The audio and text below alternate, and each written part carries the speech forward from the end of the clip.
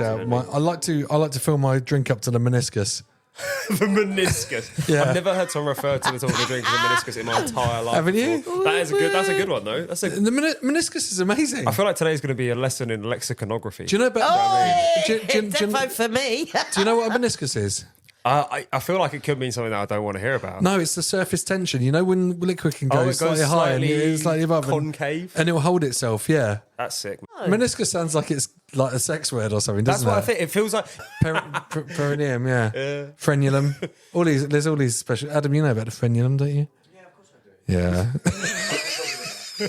it's like the band. It's so close to the band Pendulum that I feel like you could drop that into conversation and try and see if people can clock. That'd be good. Can I tell you my pendulum story while we're here? Yeah.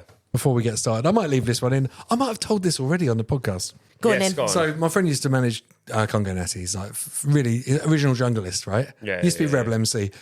Anyway, he did a lot of work with Tenor Fly. Tenor Fly's on Tarantula, right? Yeah. Tarantula, play with my style, I'm at stinger. Yes, mate. Yeah. Right? Yeah. Anyway, I was at a barbecue around JC's house, and Tenor Fly was there, Yeah. and I was doing the barbecue, and he just came up by me and went, "Give me one of them burgers." He talks in the bit. That's sick, and I was just like, mate, I could make a drum and bass track out of that. Yeah. Give me one of them burgers. Mate, there's people that live the art, bro. They live the art form. That's that. And I was just like that. imagine having a voice you could just say anything. Yeah, And, but that's like, you meet people and you're like, mate, you need to do voiceover work, whatever. Some people, it's like, I know, my brother, he's wham, he's like a bodybuilder. And it's like, he's got naturally gifted ability, just put muscle mass on. He's just got, his body's shaped that way. Lucky him. Good guy. Doesn't fucking work that for everyone. Some people's voices are like that. Where it's like they're born and at age 8, someone's like, Garage MC. And then it's just like forever. Do you know what I mean? Like, you just say it, you're done. But yeah. Butter done. And you're like, yes. Yeah, 8, like, well, that's you forever. There you go. That's it. I love it. You know, we've told this story before on here, but there's a voiceover guy called Red Pepper. Right. And he was like, he was just a tube train driver. Yeah. And he made an announcement, and someone was That's just like, sick, mate. "Who is that guy?" And they went and found him, and now that's like natural, organic pathway. Yeah, that's right. Yeah. It's just Who like, would have thought? put yourself in front of the masses, I suppose. That's probably more time efficient because you get paid to work the tube job than advertising for yourself at all. Mate, It's like, you would get paid more in one voiceover session than a year of being a tube that's what I'm driver. fucking saying. It was a time of heroes. Yeah, exactly. I spent my whole life trying to make my voice talk in like a more, I would say, personable way. Yeah. My dad's from Essex and he's got a very Essex voice that he then kind of taught himself out of speaking in a very Essex way. Do you know what I mean? What? Yeah, so he was like, I don't know, he's from that era where it was like, you got to talk fancy, you got to like have a nice, I don't know, shoes got to be nice. I want to speak the Queen's Essex in it. Exactly, yeah. But yeah, so it's like, saying in it. It's not the Queen's Essex. Because it's saying in it, but pronouncing the T. Yeah. So it makes no sense because like, well, you're still speaking like someone from Essex. I would like one of those bottles of water. Yeah. It's not. Yeah, do you know what I mean? Like he was playing 2 games at once. And it would also be like the classic thing of like a guy from Essex of like has 2 beers and then no matter what he does, he sounds like he's from fucking Essex. Like, you can't change it. I'm a lemon squeezer, mate. Exactly. It's like he went to school with everyone in Highlands. Like, you know what I mean? Like, so you can't escape. So like I feel like forever I was always trying to talk in a nice way, and I went to, I don't know, maybe this is podcast material, but I went to a very fancy school. It wasn't like a paid school or anything, but it was like a grammar school, so you had to like exam to get in. Ooh. And they did the whole like, got to speak nicely, you know, like speak. There was like debating and shit like that, which I really liked. It helped with confidence, but also makes you speak like a pillock. So you really got to unlearn it. Do you know what I mean? Which one, Kegs? Oh no, Westcliff. I was in Southend. I tried for Kegs, didn't get in, and the next year Kegs really dropped in quality, and the school Westcliff that I went to jumped up. So I basically got worse grades and ended up in technically a better school, which is quite good. I went to CRGS. Did you? It was the #1 school in the country the year I went. Really? That's fucking sick, even with bro. me there. Yeah, that's mad. Yeah. Yanking the averages down.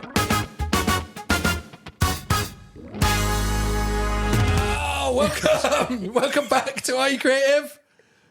It's the podcast about creativity in Essex with me, Nick Hearn, creative genius, and self-professed creative genius, and my co-host Sangeeta. Hello. Oh, that's lovely. Not creative genius, but doing tons of cool stuff. Like you've done your podcast now at the you did too. You did more podcasts than anyone else at the Essex Podcast Festival. So No you're like way. you did. You did NGDA and you did Are You Creative? You were the only person. Didn't anyone else do more than No, two? you were the only person that did 2. So like that Whoop, makes you, whoop, I'm a winner. yeah, the Essex Queen of podcasting, which is pretty sick. There you go. We're back here at Lorca Media Studios. Thank you very much, Adam. Beautiful. In Chelmsford, Essex. Yeah. The greatest county in the world. And we got another guest here. What's your name? My name's Jasper. Jasper. What a voice. And you're from Essex, right? Man, born in Essex, live in Essex, die in Essex. Man. Yeah, throw up your swords. Come on. Man. Yes, mate. Born with a sea axe in your hand. Yes, man. 3 of them. It was a brutal delivery. It was really, really rough. Sea axed your way out. It's like a umbilical cesarean. cord straight off. Yeah. Warm. Yes. Yeah. Oh, we're gonna. I can't reveal what you do yet, but I love one of your t-shirts. Let me. So we don't even need to check your passport. We can just tell. Like you're the most Essex person we've had because no one else has cut the umbilical cord with the sea axe. Man, I find it's hard to compete when you're doing it from literally like minute 3 of your life. Do you know what I'm saying? Yeah. I've always loved it, man. It's not. I feel like you can't be proud of a county you're from every county in the country. No. Yeah. There's not many like I don't know. There's a joke in that David Brent does when he gets like Burke tattooed on his arm instead of Berkshire, and it's like there's some places you just can't really back it, but Essex is so easy to love it, mate. Yeah, and then you find out that the nurse in the delivery suite's from Suffolk. Yeah, exactly. Decapitated. Yeah, man. Yeah, I've just come out of my first life sentence for that. I've only been out like a few weeks, man. Straight out, straight in prison. It was swift. It was quick. Yeah. Oh man, but as long as it was Chelmsford prison. Yeah. Exactly. And just before we start, I have to say, are you creative? Hell yeah. Yeah. You could have Oi. said fuck yeah if you wanted.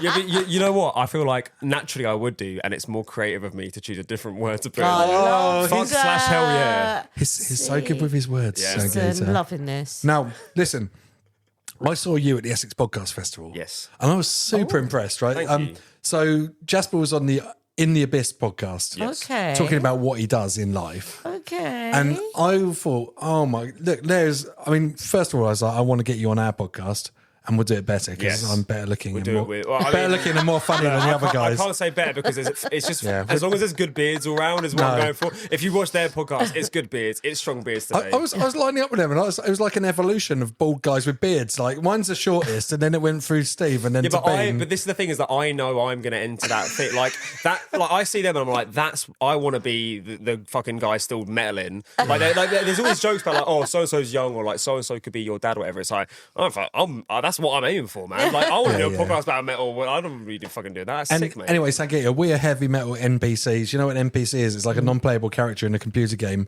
where it's just like you set it up and it's like bald, grey beard, black t-shirt. My hairline's going, so I've got that. I give it like maybe like 5 years. That will start growing more out as the hair goes. I love and it's that. archetypal because it's either that or you get really long hair. That's the alternate version Yeah. as well. It's got super super long hair. Do you know what? Do you know what a skullet is? A skullet's like a mullet for bald people. So when it's bald on top and long at the back. Oh, Yeah, okay. man. And the skullet is the ultimate heavy metal haircut. Yeah. And I thought I'd really like one. I started growing my hair. About 1 month in, I was just like, It's a brutal look, man. It's one of those ones where I think there's certain things in life you have to commit to. Like going to the gym almost is sort of like, it's so much pain for a bit and then eventually you get to the end. The hardest one is going through growing your hair out long because for so long you look like someone that could be on Chris Hansen. Do you know what I mean? You come to a dog and like, you've been talking to a minor. It's like, no, I haven't. My haircut's just shit. I've just got a terrible trim. That's all it is, I promise. Exactly. Like, And it's the worst with a skullet because for a year, Yeah. it doesn't look like you're serious. It just looks like you're a guy with a comb over or something. Yeah, literally. That's what And I then mean. the joke's brilliant after about a year. People have to respect it after a while, but do you have the resilience of whatever time it takes to make it look like a serious haircut again? And my answer to that question is always no. Like my barber's one of my best mates, Ollie, and he's been cutting my hair for ages. And I used to hate going to the hairdresser because it's a very intense experience. I find like it sounds weird because people get a haircut all the time, but I think having your face touched by a stranger is really like not on in a lot of situations. And I think going to a barber's, people sit down, they're just like, right, what are we doing? You're like, whoa, that's my cheeks. Do you know what I mean? Like, they're mine. People might pay for that. You can put your face through a face glory hole and get it touched. That's what I mean. People love that a bit of like you can sort of like get someone to moisturize you anonymously, that kind of vibe. But that's not my thing. And he's been sorting my hair out for years. And because he comes to my house, or I go to his house, or I go to his barbershop, it's chill, we chat about music, and it's nice. But I see going to the barbers as sort of like going to the doctors for a terminal diagnosis. Like it's helping me out, but it's not saving me in the long run. Like he's doing a great job at everything he can. Like. Yeah, I mean, you're going to have to stop the intervention soon and just shave it off. And you'll be so pleased when you do, because yes, I've saved so much money being bald. And also I'm hydrodynamic like a dolphin. Yeah, I'm excited to run at like 2 meters per second over 100 meters faster. You know when Tom Cruise puts his hands flat to run faster? Exactly. Imagine if he was bald the as dynamics, well. Yeah, there's physics to this. I like it. I love it. It's coming though. I have to, and this is the thing, an important part about it. And it's like, everyone talks about like men's mental health and stuff. And I think that really you have to be like self-aware enough to, I don't know, like not think you're invincible. I think a male ego goes through like an ego death at some point where you realise like you're not going to be like the best looking, coolest bloke in the world. That's just unfortunately statistically. One guy is, someone out there is. Yeah. We've got a good shout. Every day, someone is the best looking person in the world and they don't know it. Yeah, and every day someone's the worst looking. And what I like to think maybe is it could be the same person that gets that spot at one point in their life. There's a really bad hangover one day. They're like, "Fucking hell, mate, you were in the big leagues."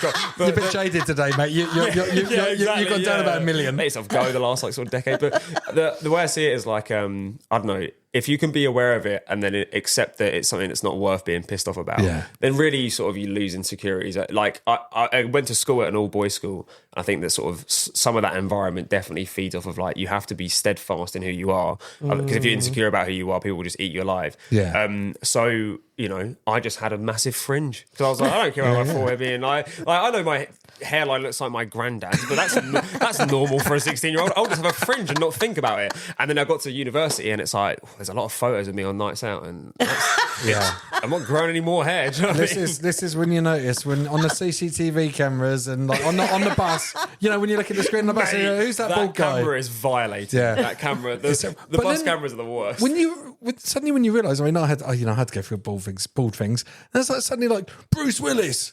The Rock, Jason Statham. There's all these amazing bald like they're icons. not shampooing. They're using like, he's like, I get up at 4 a.m. One of the reasons it's not like 3:52. He's not got a shampoo or condition his hair. He's not drying his hair. Like extra. The Rock's not getting that routine with a full head of hair. Mate, it's one less decision you got to make, and you can use that bit of brain for being creative. Yes, there exactly. We go.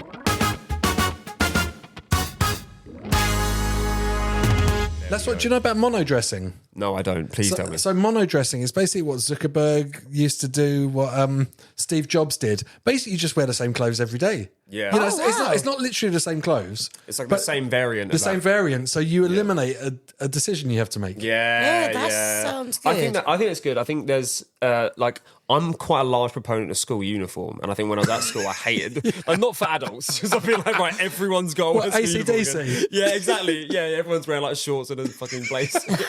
even when they're 80. Some guy in court is solicitor, just like untucked shirt and shorts with a fucking cap on. And it's just like, I thought it was great because it was like, I remember the first uniform day I went to school, you used to pay £1, go to charity, you get to wear whatever you want for a day. It was great. And I came in with a Minecraft hoodie. Creative kid as well, man. I like building games. It was awesome. And I was walking through the corridor and a year 11 or year 10 or something like that, a bigger kid than me, grabs me and pulls me into this like quad outdoor bit. He goes, right, mate, listen. It's a cool game. Loads of people play it. But if you keep wearing that, someone's going to beat you up. And he just shoved me back into this corridor. And I was like, oh, man. And it shot me down a bit. Retrospectively, so funny. And also, he could have just punched me or beat me up like every other year 11. So it's like, it's fair enough. But I think the benefit was always like, you didn't have to make that decision. You didn't have that part of your day being like, oh, who am I going to be? You went to a place and it was just your character that was you. And I quite liked that. And also, I hated how anal my school were about it. Like, we had a thing called a conduct card. There's a little yellow slip in your top pocket. And if you had like a shirt untucked or you wore your coat in the... Yeah, it was so weird. You had to carry it with you, like in your pocket? Yeah, like an ID. It happens still. Oh, we had things like... We had a conduct card, we had our hymn book, we had like a school like book of things. Yeah, it was crazy. And if you didn't have them, any time they'd sign it. And if you got Where did you go to school? Hogwarts? Yeah. It was... Yeah. It's like a fascist training camp. No, it was hymn book. We've got wand, Quidditch. Mate. It was I don't know. It was definitely over the top with that sort of stuff. And I mean, I always did find the first time I got in detention for it, and I got I forgot like a textbook and going home, and I was like, 10 years old and being like absolutely distraught and being like, oh my God, my life is over. And then I remember like, you can fast forward to like year 13 just for my A-levels, me being like, mate, if I get to school for this exam, that's half a win. Do you know what I mean? Like the decline is like, you can't teach a kid to really give a toss about that stuff in, I think, like a way that isn't a little bit intrusive. But I mean, uniform I thought was good, and I think that it's probably something that's relatively good for kids, and especially kids if you haven't got the money to buy stuff. Kids are exactly. fucking horrible, mate. Kids are really mean. Kids are great, but mate, I bet at Kegs though, it's like, oh, where'd you get your school uniform? Savile Row. This is what I'm saying. Now I remember on the way to, I had a fucking bus, the bus to school, because Westcliff was down the road from Southend, so we used to have Southend kids on our bus as well, and there was a kid from Southend School, and I remember one time he went on his phone and he Googled the prices of everyone's football boots to see who had the most expensive ones. And he was like, yours are only like 20 quid. I remember thinking, and I was like, I thought I had the sickest boots in the world. And he told me, and I was like, I still think they're good. He's like, that doesn't change anything. And I was like, now in my head, I'm like winning because you have to spend more money to be happy. Which is, I think, I didn't think about it in that way, but that was the kind of natural conclusion. Why do you want to Google how much Messi's football boots were when he was growing up in the favela? Yeah, that's what I'm saying. But also, it's like, I don't even play football half the time in those boots. I play in my school shoes because it's just lunchtime football. It's like, how much they're from Clark's, mate? That's unbelievable. It's like, I don't understand how Jasper, the kids think that way. Let's stop talking about school. Yeah, exactly. All right, let's talk about school. He needed to get that off his chest. Yeah, exactly. Unprocessed trauma, definitely. I just feel like we're gonna do like a 10-hour podcast here, and We've done that already. We got another guest coming in a bit, so we have to talk about creative stuff. Let's go. Let's do it. Jasper, tell Sangeeta what you do. So, since I was about 17, I've been running metal shows and doing heavy metal music stuff. Okay. And headbutt the microphone. The Get Up's a little bit of a giveaway. I guess kind of links into what we're talking about, the whole uniformy thing. But I run a kind of collective thing called Dead Species, and that runs heavy metal shows across the country. It books tours for bands, but primarily it all started, and it's always had a focus in Essex and doing shows here. And I'm also in a death metal band, and that again does touring in loads of places, but we always play shows in Essex, and we have like a very good kind of link to the county.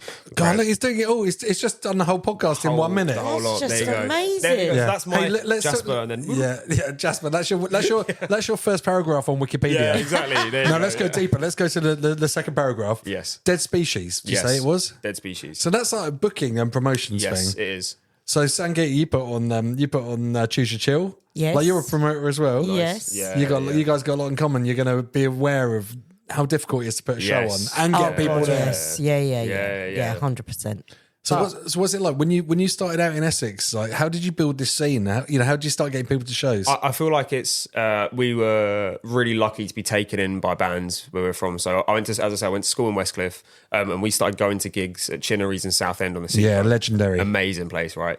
And I'd go to shows there, hang out with my mates there, and you'd see shows there, and then eventually we ended up getting booked.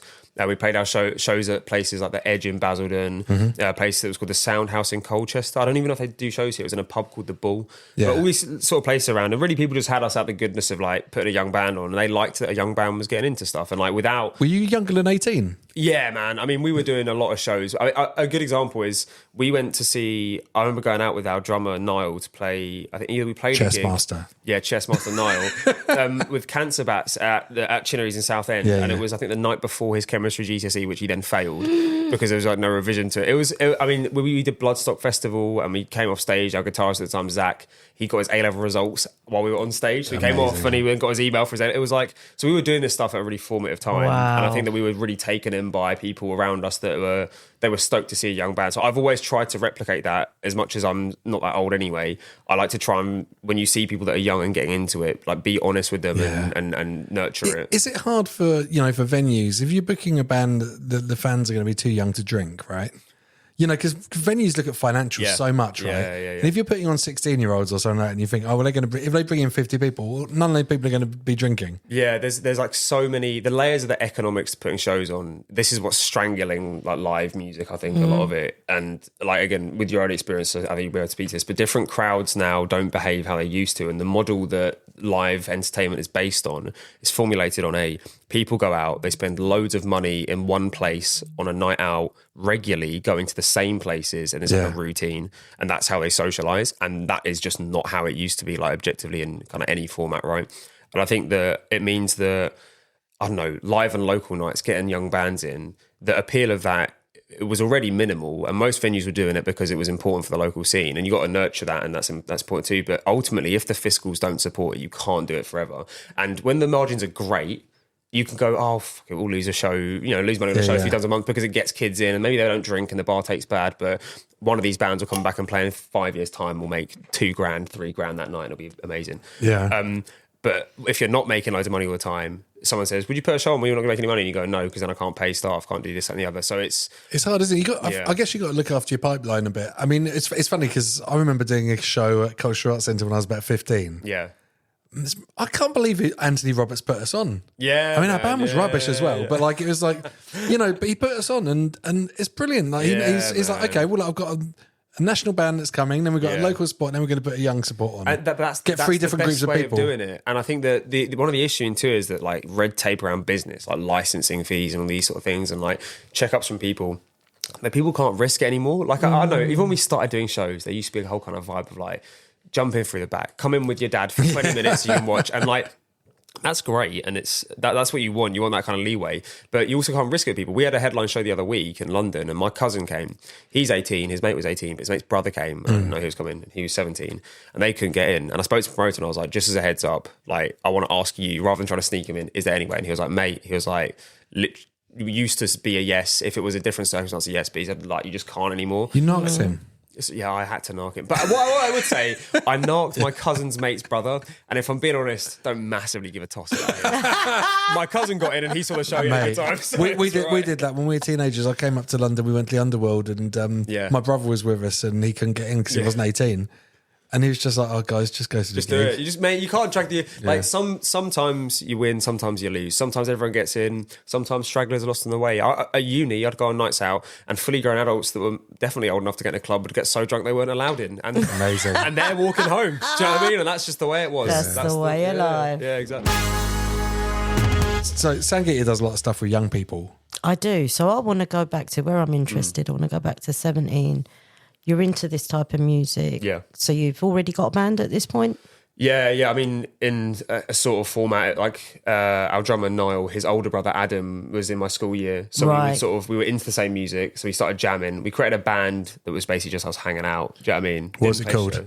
We were called Force of Retribution. Yes! Love that. Very rebellious. Yeah, that is literally, I was walking around just doing that. That was what it was at the time.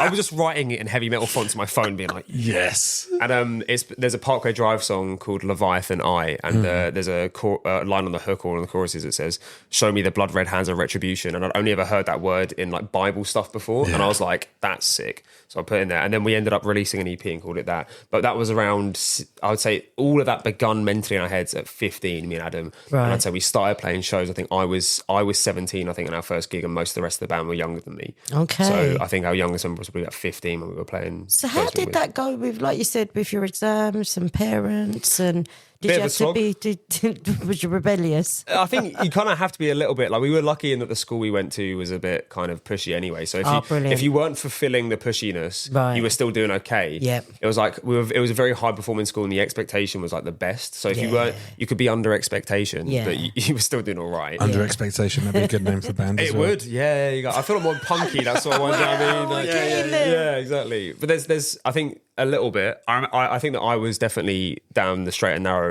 like most of my childhood life, but I think that the straight and again, like the bar was high, so every time I did something naughty, it wasn't really that bad. Like a good example is when we used to practice at school, they had music rehearsal rooms, and if you did the clarinet, you were allowed to rehearse whenever you wanted, and if you played the violin or the piano or acoustic guitar or choir singing, whenever you wanted, there'd be space for you. If you play in a thrash metal band, they don't want to fucking hear shit. They don't want none of it. What do you think that is then? Do you think that's noisy?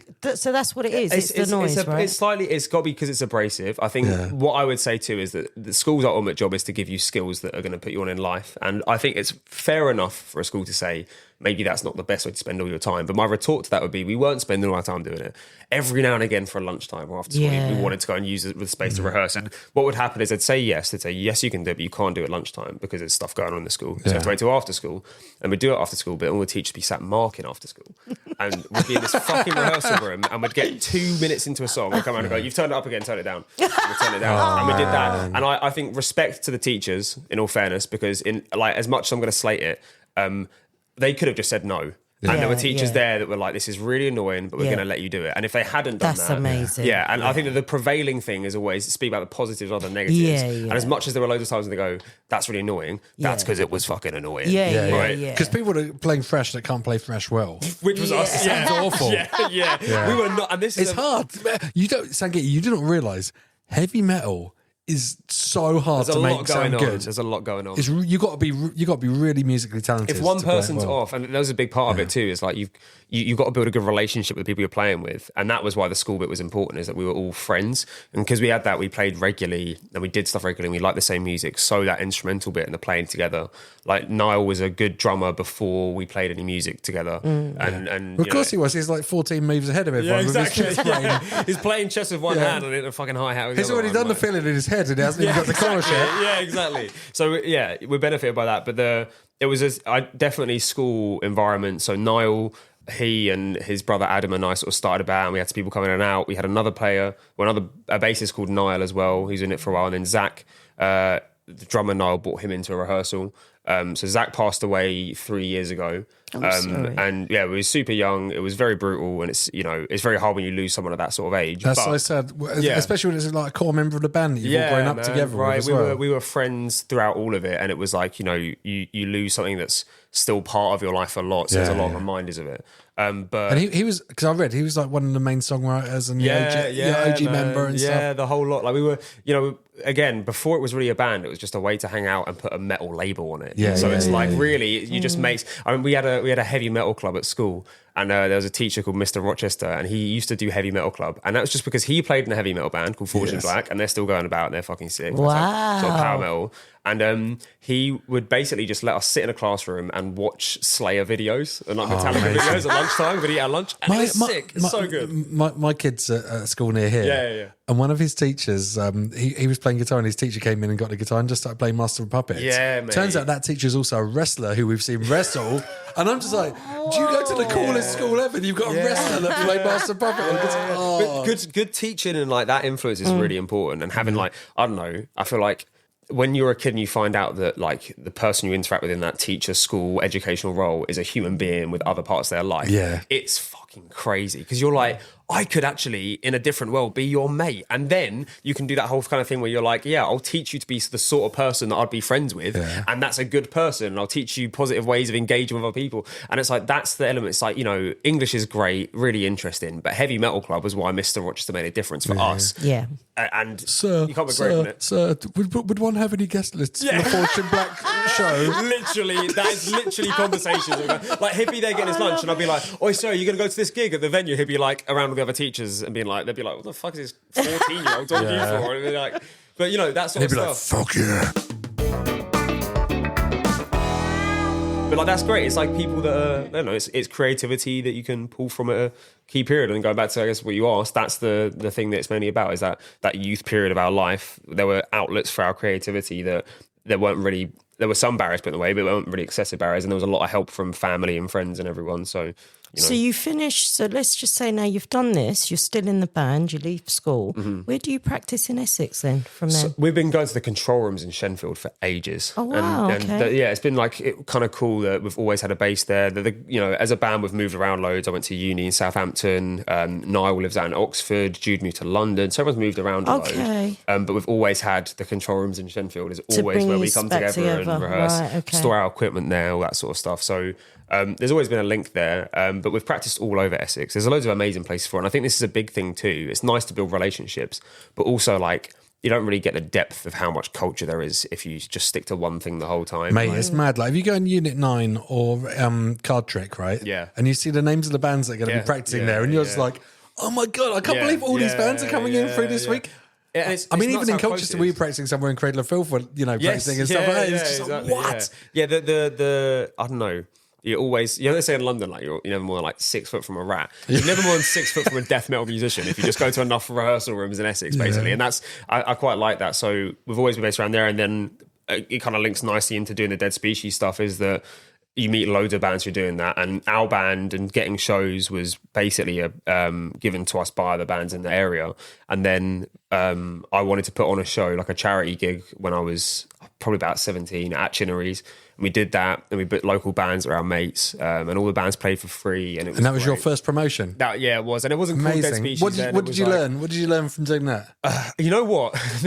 I'm going to go like curveball attitude here and say it really, really rose-tinted glasses to me for what putting on shows like, because every band, it was a charity show, so every band played for free. Every band was mates. It was very local band based. And it was pre-COVID, so turnouts were still sick, and you could really kind of like, people were buying far in advance and all these things. So like, I basically booked a load of mates, got helped by a load of mates, loads of people, like Mark Elliott and Katie Richardson and Bennett Chinnery's, those people, they just sort of made it very easy to do the show. Yeah. So we made like whatever, a grand or so for charity. Sick. Like it was, and as a 17-year-old, I'd never seen 4 figures of money in my account before I came in, donated, and I was like, I kept looking at the thing that said like plus 1,000 whatever, minus 1,000 whatever.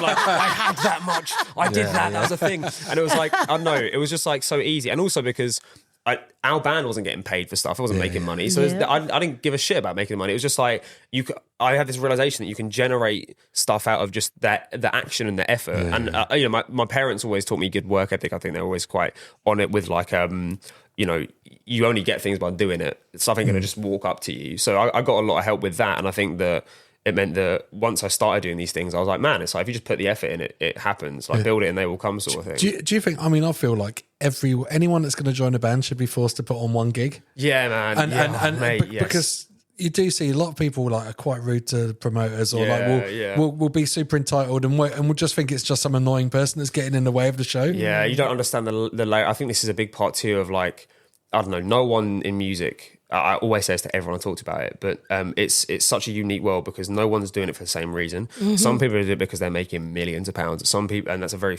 small that's amount. Me. Oh. Yeah. All of us here are obviously in that group. And some people are doing it because they're making no money, but they just love it. And and that causes a lot of collision, because sometimes you have people that are really wound up tight about things, and they're doing stuff for people that are purely operating off the goodness of their own heart. And that makes clashes happen for loads of reasons. Mate, we even have that in our band. It's like, like a couple of people are financially motivated, and the rest of us just like, let's make memories and have fun. Yeah, man. Because you can't put price on the fun. You've got to strike the balance, haven't you? You need to know, like you say, there's fiscal value, but then you have to work out a way of comparing that with value in other metaphysical things. That's it. We're always just like, look, we would make so much more money if we all just went to work today. Yeah, exactly. So let's not even argue about whether it's 100 quid or 200 quid, because actually we could be earning £1,500 between us all. Exactly. You need to have like the context for it. Like, putting on shows, playing Death. We did a sold out headliner recently, and it was like playing that show, sold out thing. We had a meet and greet. People came from all these other countries, and we got parking fines because we parked up on the venue and not paid for a ticket. Mate, that's Camden. Yeah, I always do it because I'm just like, I'm not fucking paying for a ticket. And then I end up paying more for it. But Rockstar, just park it in a swimming pool. Yeah, exactly. Yeah, you just put it straight through the front of the venue, and we were like, we've got these fucking parking fines. I was like, someone paid for a plane ticket from Canada to come to our event, and I was like, unless this is the world's most expensive parking ticket. Wow.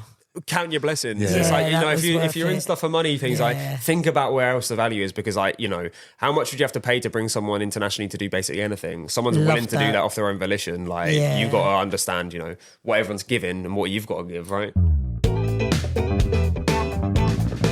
What I loved when you were talking about Within the Abyss was on your merch stand for your promotions, you'll put how far bands have travelled, which I've never heard of before, which I think is amazing. When you've got to be like, look, these people have actually driven 350 miles, buy a t-shirt. I mean, like, it was a really spur of the moment thing the first time I did it, because I was just sort of like printing off the things to put on the walls, and I always do this where I print out everything I need to put up, and I think I'm definitely missing something. There's gonna be something, and I'm sat there on this Word document. Like, there's got to be another PDF I can pull out of this somehow.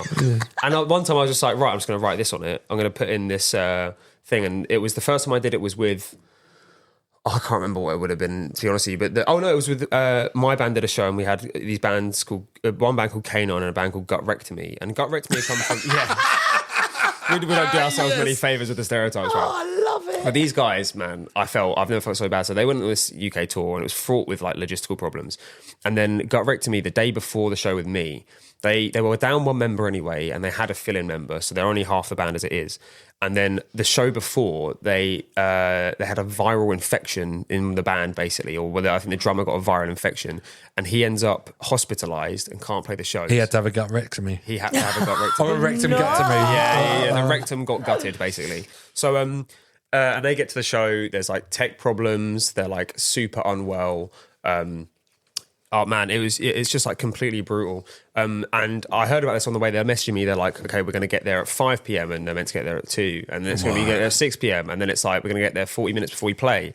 And then it's literally like loading them from the bottom floor straight onto the stage. It was chaos. And at that show, I think it was the first time I've written down while I was waiting for the bands to get there how far they're traveling. Because I was like, these guys need people to buy some t-shirts, like 100%. And I don't know. I think if nothing, it's a conversation starter. It's like another reason to do it, and it's important to do that. And you had a few bands, and then one band put it on Facebook, and then it went all over Facebook, which is again it's really cool. People see it. There was a lot of people in the comments that were like, "Oh, stop begging me to buy a t-shirt." And it's like, no. As they do, miserable. Yeah, But what you don't realise, like, like a lot of bands, you will get your fee. Say like you're getting £200 for a gig. Yeah.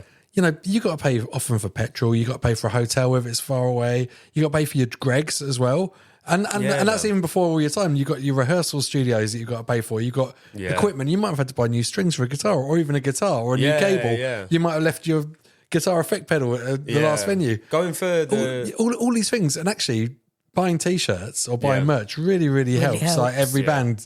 There's the cost to offset are numerous, as you'll know, they're numerous, and I think that's why I try and have a good approach with how I treat bands that I put shows on with and book tours for and stuff like that, because I know the band's point of view, and that benefits me in two ways. I think first of all, it means I can be quite upfront with bands about the reality of situations. So if I'm putting shows on, whether it be in Essex or elsewhere, I'm kind of aware of the, I guess, contextual reality of what money's being spent here, what effort's going to go in, where responsibilities lie, and trying to be fair about that and be reasonable about that. Because I think also, like, it's not necessarily about getting the best outcome that you could ever get, because you're never going to get that with everything in life. It's about getting the best outcome with what you can get and work with what you actually have at hand, rather than kind of, I don't know if that's exactly the thing that I just said before, but it's I think about getting an outcome that's possible and the best, not just the best outcome you can think of. Yeah. And having that mindset means that I can go, look, from a band person's point of view, from an X, Y, and Z point of view, I know what I can kind of make informed judgments on how I treat the bands that I do through Dead Species stuff. Yeah.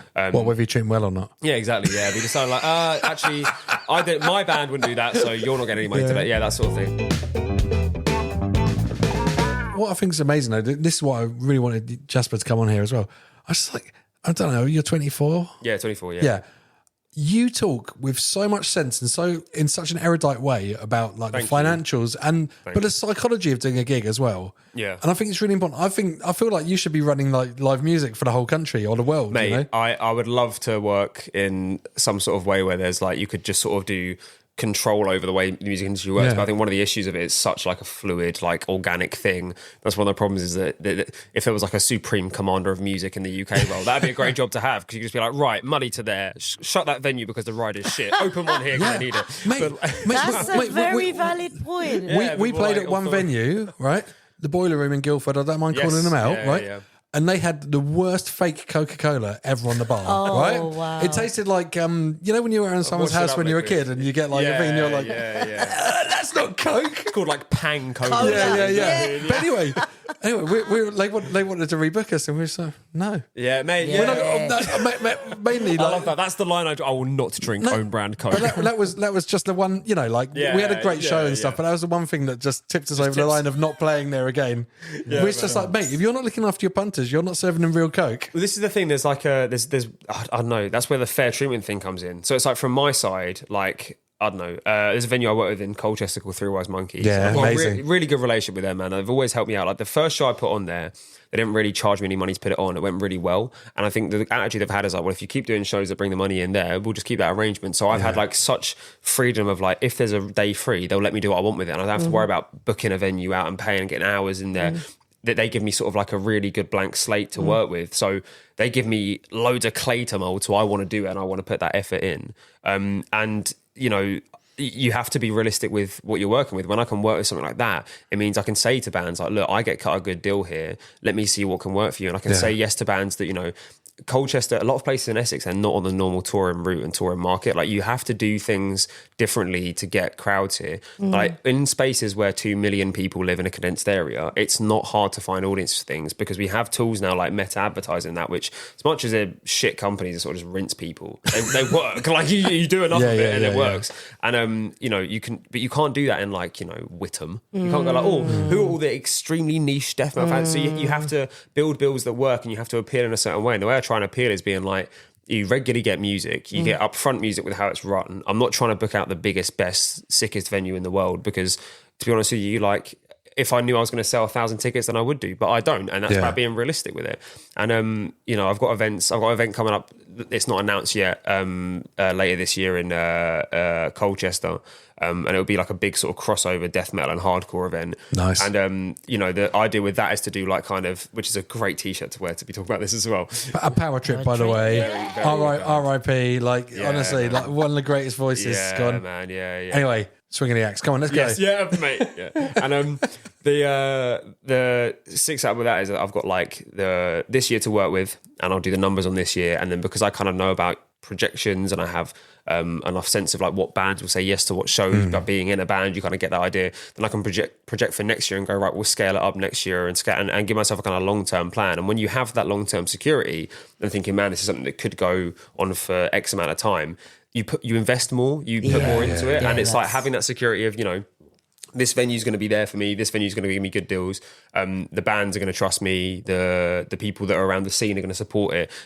That continuity is what creates that reliability, and that reliability is then what creates kind of long-term establishment of good things, basically. And I think that you've got to, you know, everyone plays a role in that cyclical system of, you put the effort in, the effort comes straight back round. There's a long-term security thing with it.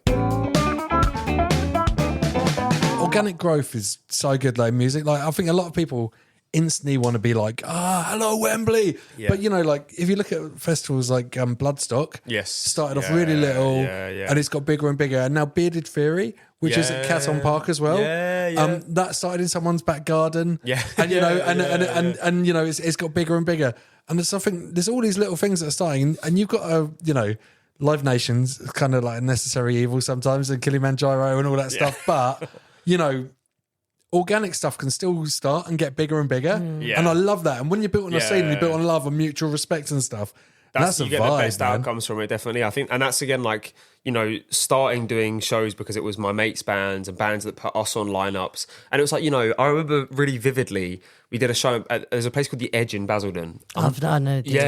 So a guy called Hippie Joe used to do shows there at The Edge. Legend, mate. Well, and you got Mick the Hippie at the Art Culture Arts Centre as well. There's hippies everywhere. There's hippies all over the gaff, mate. And Hippie Joe, like, I don't think he's still doing shows there now. I think that it's... I do remember seeing something about it not happening anymore, which is a real shame, because he did every single Thursday there was live music at The Edge, and The Edge was on top of a car park in Basildon. Like, people say about shows now being like, oh, that one's not in Camden, so I don't think we can book it there. This was in a car park in Basildon, right? Do you know, sorry, just to say, when we were interviewing Steve Lemack the other day, he said gigs only used to be on the Northern Line. And he said as soon as East London started happening, it ruined everything for him. Exactly, there's like a complete, like I don't know, some people have just got like a complete hard line of no, you can't do this, can't do that. There's like so many kind of rules with it, and you can't work with that in grassroots music, man. It's not the way that life goes. So I don't know. Some of my best gigs ever have been at dive bars, right? And I remember we played in the Adelphi in Hull once. And backstage, right, I always say that, you know, you've got to have one of three things generally to be able to go for a poo in a toilet. You know, like... What a great start to a sentence. You know, you got to have like a seat, toilet roll or a door. Or, you know, I think you can kind of just... You can just about do it with one of those. Right? And there was just nothing. It was literally like the most horrible hole room in the floor. with a toilet it's got nothing around it. It was like Train Spotting. And on the wall, someone had written in, I don't know what substance it was, but it said, bum me or I'll slash your face. Oh my God. I don't know what substance really like took the crown of that sentence from me as well. There's something real on the wall. I don't know what it was in, but, it was... but that's Tour Life. But also, oh my God, that's one of the best gigs I've ever played in that venue. Yeah, you can't correlate. I mean, lucky for whoever's a musician big enough to just be able to pick and choose what venues they're doing at a whim. I mean, there's variants to it. Like, there's some venues I'll say no to because you have bad experiences there. Some venues say no to because they're too big. That happens more often than the other way around. Like, it's more common that will be like, can't go there because we're not going to sell enough tickets, or you can't rely on the fact that you'll definitely sell enough tickets. Yeah. When they start sending you spreadsheets and it's got like weird like little costs on it, and you start working out the ticket feed, you're like, hang on, we got to sell 250 tickets before we can even make money. Yeah, that stuff is where the I think the put off mainly is for this. I think swinging it back to the whole live music conversation, one of it's the reliability. That's the thing that makes everything happen. Is if you know that you don't have to stress about putting shows on, and you go like, well, I know if I put this show on, there's going to be kind of a reliable way of it working, and the way ticket sales work now is just insane. Like you're doing like 75 to 80% of your sales maybe in a week of the show. So if you so everyone's holding back from going out because they still got that COVID thing where things might be cancelled. Exactly. And also people don't have loads of money to spend on these. Like, it's expensive. I think I was on that podcast I did with the In the Abyss guys. Gareth Kelly, who was on that, who's a part of the Music Venue Trust. He speaks really heavily from when I spoke to him about the infrastructure around live music, right? And this is something to absolutely nail home, is that you can have amazing venues paying bands loads of money and the shows are brilliant, but if trains stop at 9, no one's going. Yeah. Right? You have to, it's so many bits to it, right? Good point, it's like you have to have, so it's not just the responsibility of councils or like, institutions to be like, I need you to give X money to a venue and keep that open. But it's also like, how are you encouraging people to spend money on that? The death of the high street is people, I think for a while, people that went on about the death of the high street were a bit annoying. And then everyone went, oh, the death of the high street people were spot on, because the death of the high street is the same as the death of the venues and the pubs and everything. It's because like, what are you doing to get people? And I used to love getting a bus from Gallywood into town to go watch football. I've had a season ticket at Chelmsford City since I was a kid, and I used to love the bus route of 42 from Gallywood to the city centre, change to the city centre, and then it was like maybe like the 48 or something like that, or was there something B or whatever, went to North Melbourne, go to the game, and it was like I could reliably plan it, dead on every time, and it was accurate. And that's not how it is now. And I hate to be like things aren't how they used to be as a 24-year-old, but Jesus Christ. Welcome to our world. No, but you're the same, right? I stopped going to gigs in London on Sundays because of rail replacement. Yeah, and it was so not a fucking coach for 3 hours. And every time it was like, oh, Count's about to come into London. Oh, it's a Sunday. So-and-so's coming to London. Oh, it's a Sunday. Yeah. And I just wouldn't go, and then I'd just be missing all the bands that I loved. This is what I'm saying, and like for young people as well. Like for me, getting the train back from Southend to Shenfield to Chelmsford, that's how I was getting on journeys back. Sometimes you could go Southend to Billericay, get a cab or a bus home if you got back late enough. I mean, like the 100 bus, that was going at like nearly midnight, so I could go to a gig and that sort of stuff. And it's like, it sounds dumb, but like I'd be on buses or like cabs going through random little places, places I'd never heard of, and you meet people from there, and it developes your awareness of your social surroundings and stuff too. And there needs to be a kind of weight on the state or whatever it is, or like institutions to support things like safe nighttime economies in whatever form that is, with transport, with safer policing. It's like I want to stop seeing bouncers beating people up outside pubs. I want to see lots of clearly marked policemen and police cars walk around talking to people like normal fucking humans. So like, actually what we need is safer structures around doing live music. We need safer structures around getting people to and from it safely, town centres that aren't full of like horrible leery yobs. We need like people that can be spoke to. I mean, like in Southend, they have the like sort of community service officers going up and down the high street at night time now, and they're wearing like their stab vests and things. It's just such a hostile environment. Like a Temu Ice. Genuinely. And it's like, I'm walking around and you're sort of looking at these people and you think like, you're not here because you want to like speak to a girl and go, oh, do you need direction to get home? I mean, like I say that, some people will be. I'm not going to tarnish everyone, but the general sense is more like, get too drunk and I'll hit you in the face. And it's not kind of like, how can we make you not want to get so drunk that you're going to get hit in the face? That's right. So there's loads of layers around it. I just want to go back to, starting out when you're young as well. Yes. Right, so like you're 15, right? You're a vocalist. Yes. How did you develop your death metal voice? You know, like when did you discover you've got a talent for it? It's really funny because like I never get to answer that question in like a good format. Like there was sometimes in interviews, but never in like a nice sat down format like this. Normally it's like after a gig, smoking area, someone's like, do the noise now. How'd you do it? Oh, okay. But in a concise way, I would say a lot of it's trial and error. Like anything in life. Learn by doing.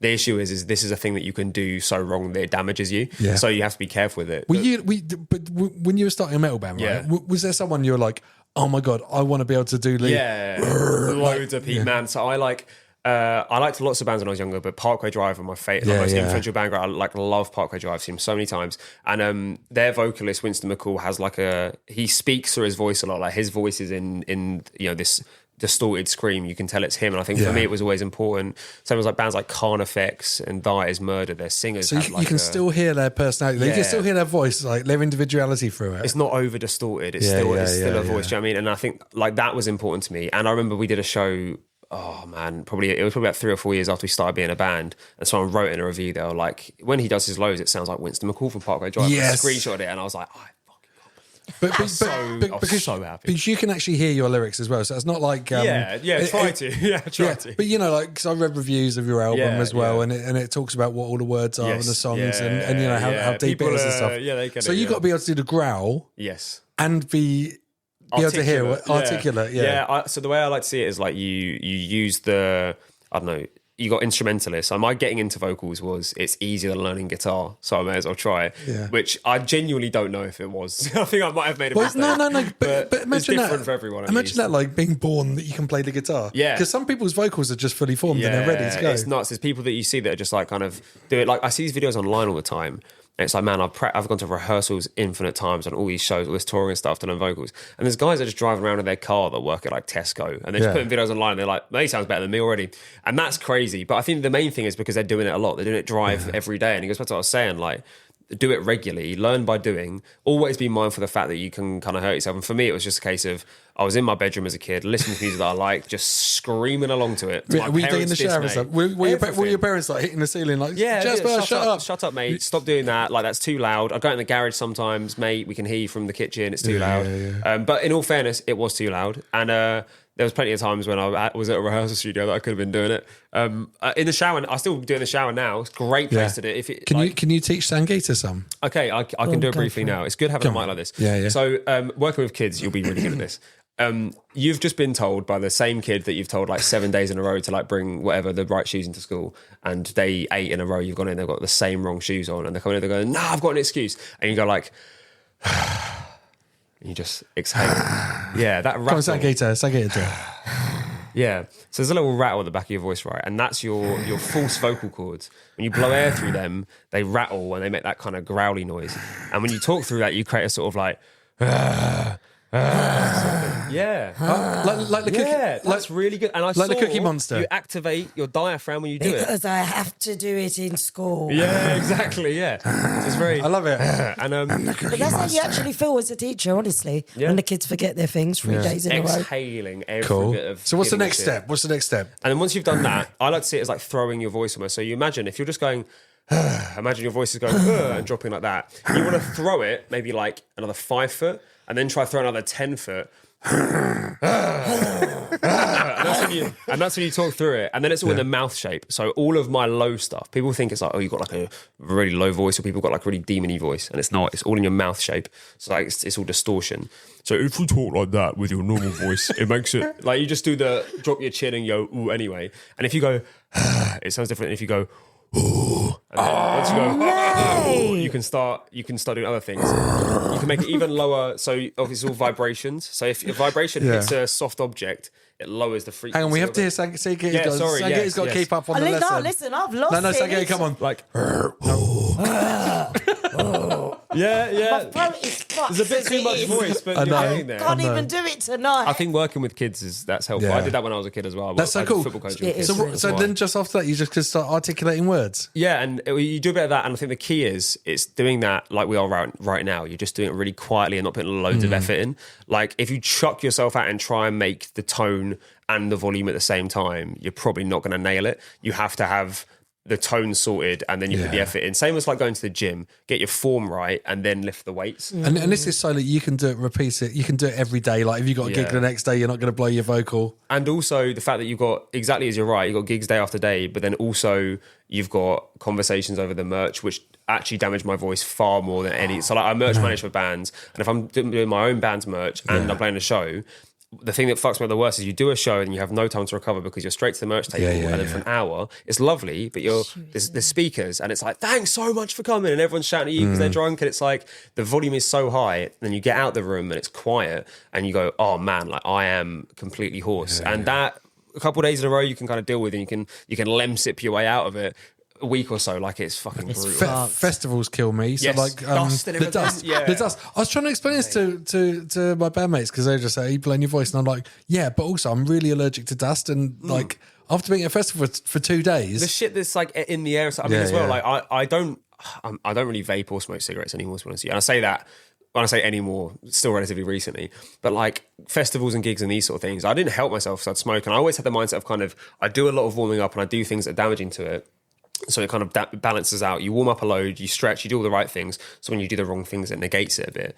But in all honesty, like it was just getting to a point where it's like, I can't go out, speak all day and do a set and treat my voice however I want to. I think about it. It's like something's got to give. Much like the toilet analogy. Like you've got to have at least something there. Like you've got to be either a non-smoker or whatever. And like you don't sleep that well on tour as well. So all this kind of thing. Drinking ruins your alcohol dries all your vocal cords out and everything. Yeah, it's brutal. But I think but it's all the fun stuff. It's all the stuff you want to be in a band for. You just want to be in a band so you can go and get like hammered everywhere. and have a laugh. And you can't lead the rock and roll lifestyle. Yeah, and that's the thing is that everyone gets to a point where like I don't know, the big tours that I've done and when I've like been merch managing or working for bands on tours. I did a tour band called Harbinger supporting Silosis in 2024. Silosis are amazing, and their singer was really ill on the tour.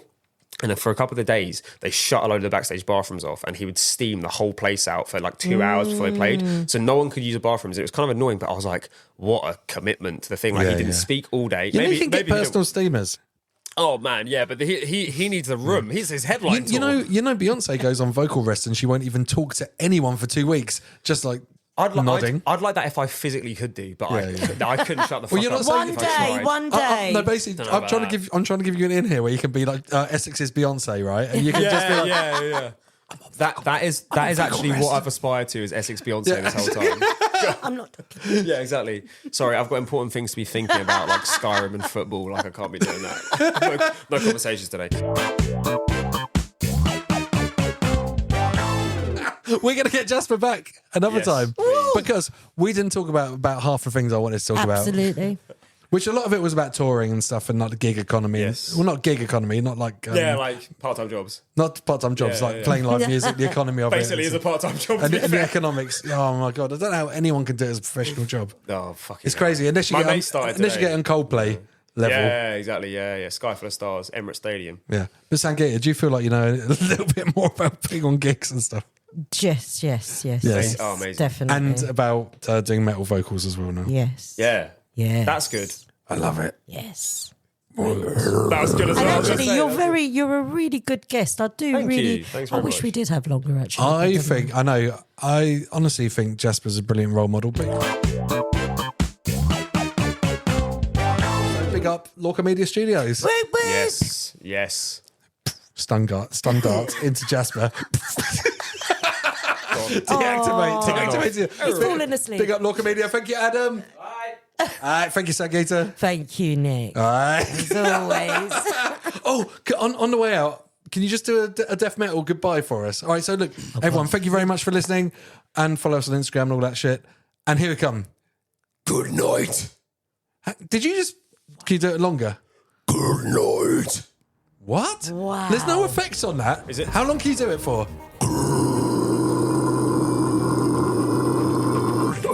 Right, the rest of it he's got to pay for. Yeah, exactly. Yeah.